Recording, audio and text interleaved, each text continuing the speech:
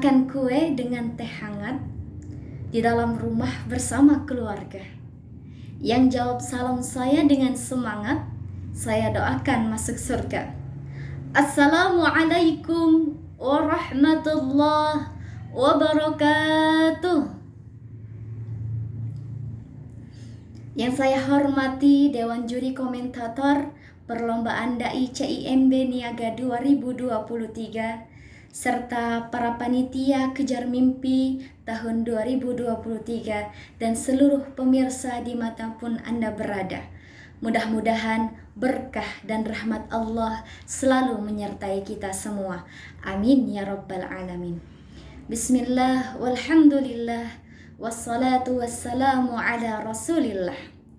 Alhamdulillah, puji dan syukur kita panjatkan kehadirat Allah subhanahu wa ta'ala yang telah memberikan karunia dan nikmatnya kepada kita, sebagaimana salawat serta salam selalu tercurahkan kepada junjungan kita semua Nabi Agung Muhammad sallallahu alaihi wasallam, juga para keluarganya, para sahabat dan orang-orang yang istiqomah berjalan di bawah naungan beliau hingga hari akhir nanti.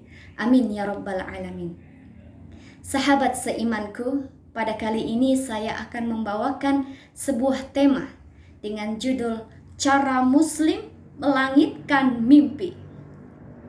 Hadirin yang mulia, cita-cita dan angan-angan memiliki perbedaan yang cukup signifikan.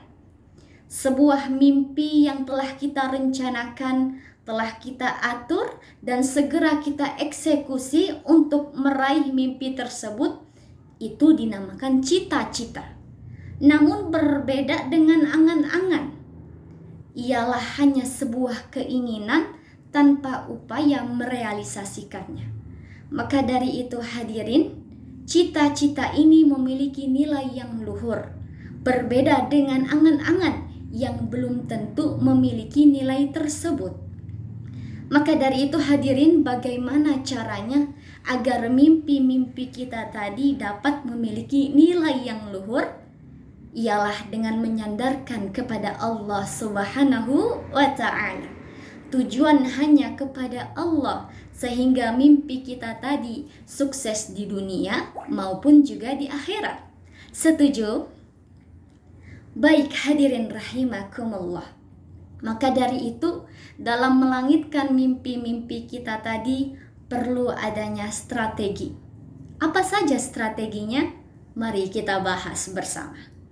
Strategi pertama dalam melangitkan mimpi sebagai cara seorang muslim ialah dengan cara selalu berhusnuzon dan optimis kepada Allah subhanahu wa ta'ala.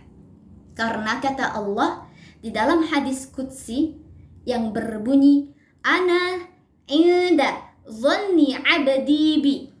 Aku sesuai prasangka hambaku.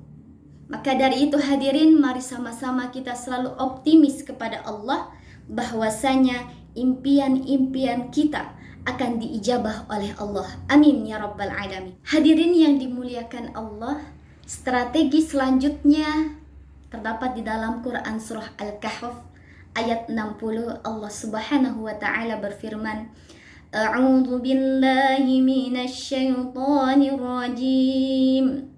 Wa idh qala Musa li fatahu la abrahu hatta ablugha majma'al bahrain hatta ablugha majma'al bahrain aw amdiya hukuba.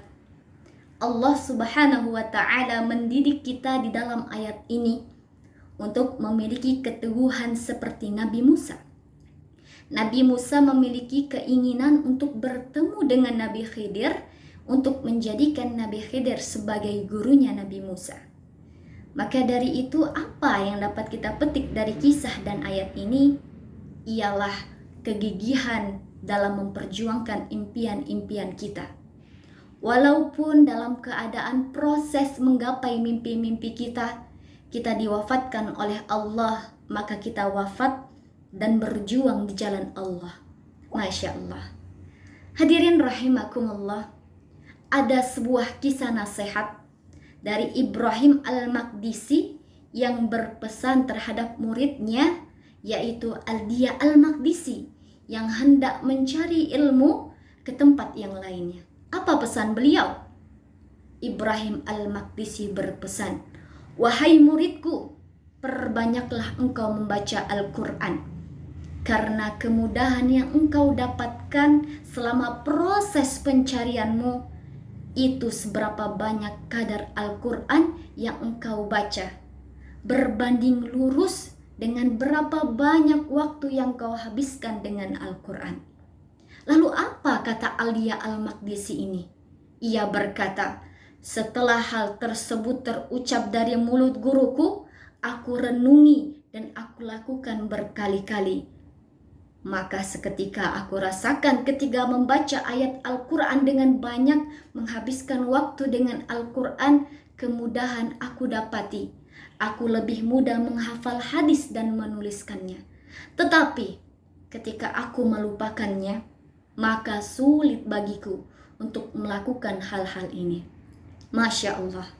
Hadirin sekalian, maka kisah ini dapat kita petik bahwasanya ketika kita ingin dimudahkan dalam melangitkan mimpi-mimpi kita, dimudahkan dalam meraih cita-cita kita, maka dekati Al-Quran.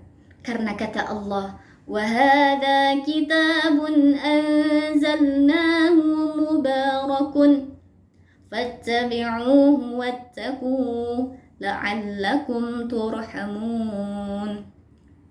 Al-Quran ini merupakan kitab yang diturunkan dengan penuh keberkahan. Maka ikutilah dan bertakwalah kepada Allah agar kamu mendapatkan kasih sayang darinya. Maka dari itu hadirin, selain kita berdoa selalu kepada Allah, maka kita juga harus mentadabburi, membaca, mendekati dan mengamalkan Al-Quran agar kemudahan-kemudahan bukan hanya dalam meraih mimpi kita, tetapi dalam kehidupan kita akan kita raih setiap waktu. Amin. Amin ya rabbal alamin. Hadirin yang dimuliakan Allah, strategi terakhir yang dapat kita lakukan dalam melangitkan mimpi-mimpi kita ialah bertawakal kepada Allah. وَمَنْ يَتَوَكَّلْ عَلَى اللَّهِ فَهُوَ حَسْبُهُ. Itu kata Allah. Barang siapa yang bertawakal kepada Allah, maka akan dicukupkan segala keperluannya. Masya Allah. Maka dari itu hadirin, kita harus bertawakal kepada Allah, berserah diri kepada Allah atas segala upaya yang telah kita lakukan.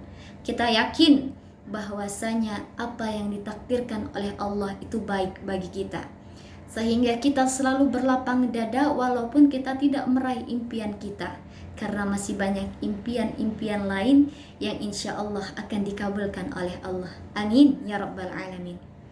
Hadirin yang dimuliakan Allah, maka dari itu mari kita simpulkan bersama bahwasanya pesan singkat kali ini dalam melangitkan mimpi-mimpi kita sebagai seorang muslim, ada 4 cara yang dapat kita lakukan.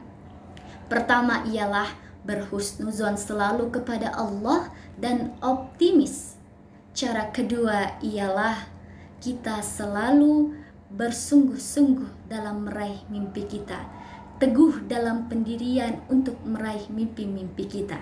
Dan cara ketiga ialah selalu mendekati Al-Quran dan berdoa kepada Allah. Lalu cara yang keempat ialah bertawakal kepada Allah atas segala upaya yang telah kita lakukan. La haula wa la quwwata illa billah. Tiada daya, tiada upaya kecuali dengan pertolongan Allah. Masya Allah. Hadirin yang dimuliakan Allah, mungkin sekian pesan singkat saya kali ini. Semoga bermanfaat bagi kita semua. Subhanakallahumma wa bihamdika asyhadu an la ilaha illa anta astaghfiruka wa atubu ilaik. Tsumma assalamu alaikum warahmatullahi wabarakatuh.